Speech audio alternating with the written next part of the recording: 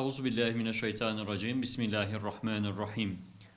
Biz onu, Kur'an'ı Kadir Gecesi'nde indirdik. Kadir Gecesi'nin ne olduğunu sen ne bileceksin? Kadir Gecesi 1000 aydan hayırlıdır. Melekler ve ruh o gecede Rablerinin izniyle her türlü iş için inerler. O gece tan yerinin ağarmasına kadar bir esenliktir. Şüphesiz Rabbimiz doğruyu söylüyor. Rabbimiz Kadir suresiyle kainat kitabının bir tercümesi olan Kur'an-ı Kerim'in Kadir gecesinde indirildiğini bize haber vermektedir. Ne mutlu bizlere ki yine başı rahmet, ortası mağfiret, sonu ise cehennem azabından kurtuluş ve mübarek bir iklim olan Ramazan ayında ve 1000 aydan daha hayırlı olan Kadir gecesinin olduğu son 10 gündeyiz. Cehaletin karanlığından kurtulup tüm varlığı tutan kudreti tanımamız için o hakikatleri sunduk diyerek bizi cehaletten kurtarmak isteyen Rabbimize yakınlığımızın ve iman nurumuzun artması için büyük bir fırsat olarak bu mübarek geceyi aramamız ve hakkıyla değerlendirmemiz gerekir. Bu hususta rahmet peygamberi olarak gönderilen Peygamberimiz Hazreti Muhammed Aleyhisselatü Vesselam bir hadisi şeriflerinde Kadir gecesini fazilet ve kutsiyetine inanarak ve sevabını yalnızca Allah'tan bekleyerek ibadet ve taatle geçiren kimsenin kul hakkı hariç geçmiş günahları bağışlanır demektedir.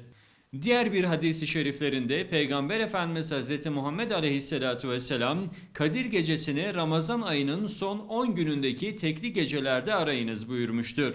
Bu hadisi şerife binaen Kadir gecesinin Ramazan'ın 21, 23, 25, 27 veya 29. gecelerinden birinde olduğu ve yaygın kanaate göre 27. gecesi olduğu vurgulanmaktadır. Şimdi bu mübarek gecelerde Kur'an'ın indirildiği ve 1000 aydan hayırlı Kadir gecesini arıyor gözlerimiz. Bugünlerde gönüllerimiz imanla dolu ve bedenlerimiz ibadetle meşgul.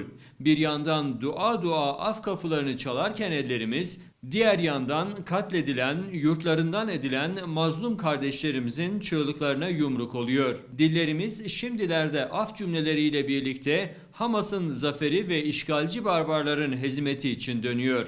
Duamız Rabbimizden bu mübarek Kadir gecesi hürmetine, bu gecede indirilen Kur'an hürmetine, Kur'an'ın kendisine indirildiği Hazreti Muhammed Aleyhisselatü Vesselam'ın hürmetine, nedametle yaş akıtan gözler hürmetine, Gazze, Kudüs, Filistin ile tüm mazlum coğrafyalarda bulunan kardeşlerimize, zaferler ile bizlere ve tüm ümmete gönül aydınlığı olacak bir nusret lütfetmesidir.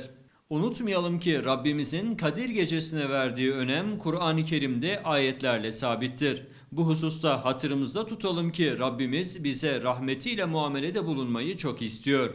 Yeter ki bizler ona ellerimizi açıp ondan rahmetini, mağfiretini ve bizi cehennem azabından kurtarmasını isteyelim. Bu minvalde öncelikle farz ibadetlere dikkat etmeli ve bu ibadetlerimizde huşuyu yakalayabilmek için nafile ibadetlerimizi arttırmalıyız.